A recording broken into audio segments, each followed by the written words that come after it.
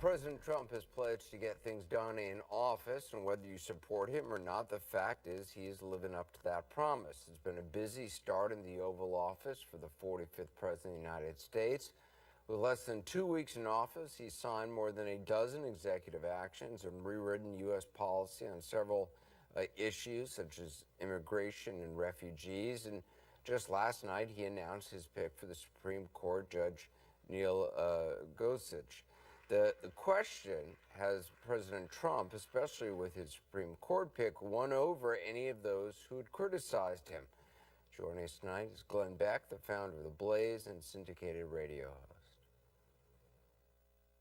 Glenn, you've had obviously your fair share of criticism of candidate Trump and President Trump.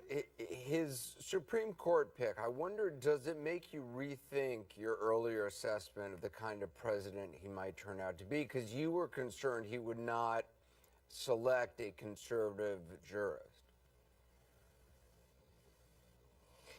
Yeah, in some ways yes, in some ways no.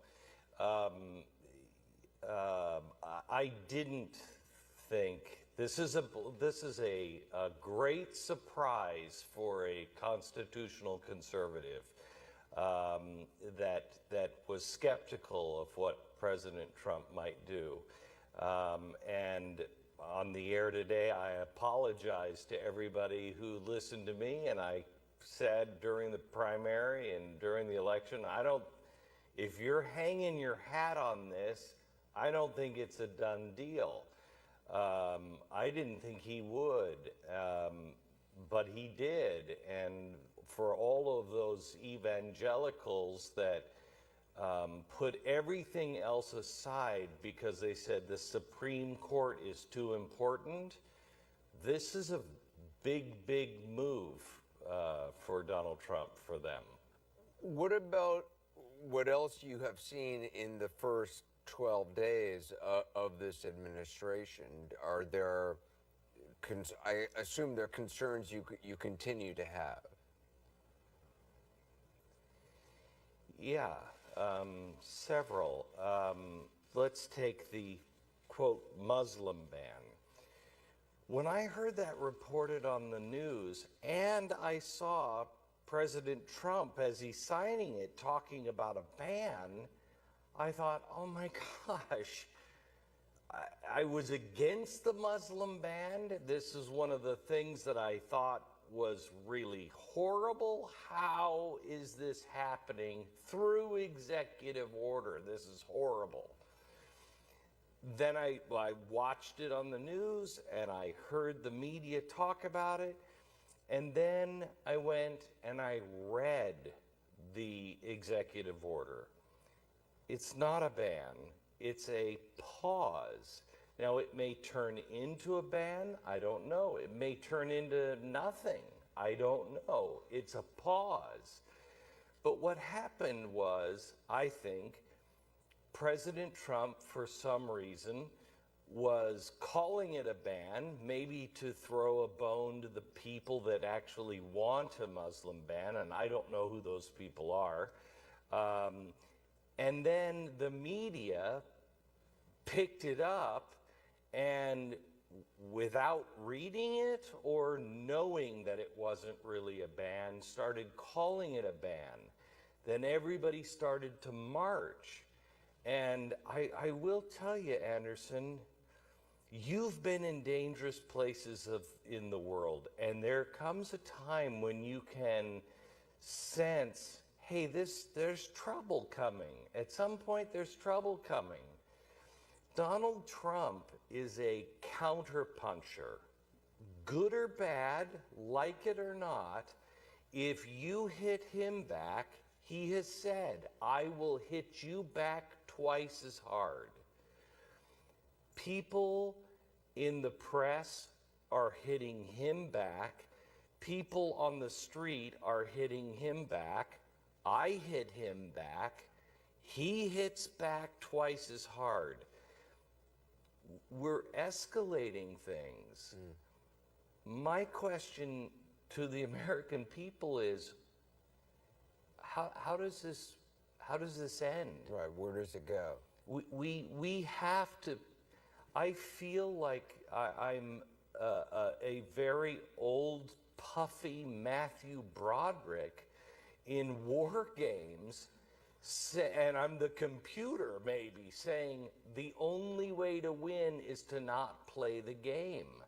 How do we not continue to escalate until we are killing each other? It's interesting, though, because I feel like this is a conversation you have, and this is a thought process that you have been undertaking for a while now. I mean, you are very reflective of your own past comments, and you have talked about adding to divisiveness in some cases in the past. So I feel like this is kind of a continuation of that. Do you have, for you, what is the answer? Because I know many people in the press say, well, look, it's you have to stand up for facts. You have to point out what is true and what is not.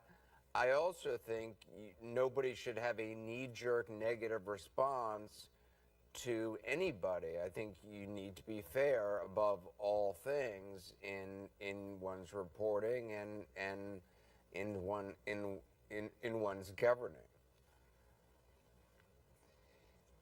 Anderson, I gave an interview to somebody this week, and they said, can you name an honest, intellectually honest, and intellectually curious reporter? Honestly, I could come up with one name, and it was yours. I'm not saying that because I'm on your program. That was a response.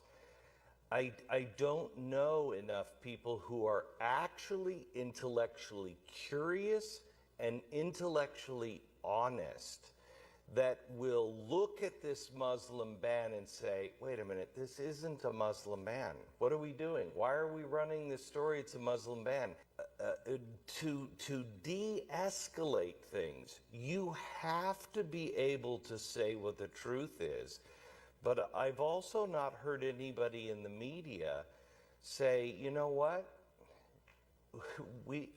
there are some things that we did that were wrong.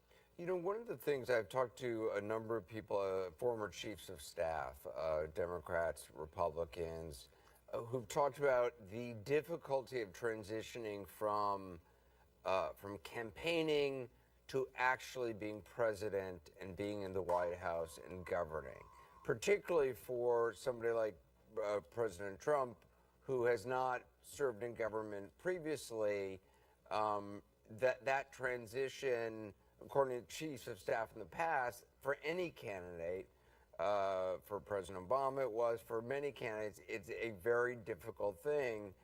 And I'm wondering how much of what you've been seeing, we've been seeing in the last 12 days, is just part of a regular kind of realignment, transitioning, kind of figuring out the levers of government, and how much is something more?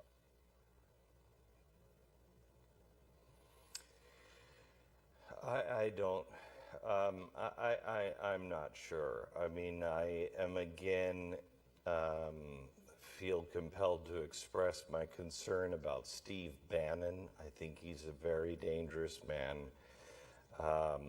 and is a self-proclaimed Leninist that appreciates Lenin's technique of burning everything down and destroying the system so you could rebuild another one. I don't know if it's just politics, if there is a bigger game, or if it's inexperience, but I will tell you, each of us, and me included, have got to watch our words. We have to say, how do I de-escalate this? We have to understand you're working with a counter puncher. He's going to hit you harder than you hit him. That's only going to ratchet and make you more angry.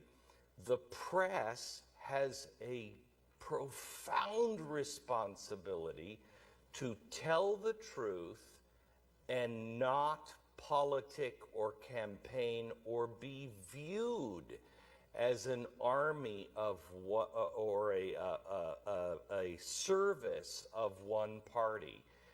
And to me, that means you almost have to overcorrect on some things, but not when it comes to the truth. Well, I mean, I agree with you on that. And I do think it's very easy to get into a pattern in covering things, in even if you're not in public life, just as a citizen watching things, to instantly have a knee-jerk reaction of, you know, a negative knee-jerk reaction. I think that's the easiest thing in the world to do, and I do think all of us have to constantly check ourselves, whatever political stripe we are, whatever our role is, in looking at things with fresh eyes and with unbiased eyes. And I mean, I think that's the most critical thing for certainly reporters to do.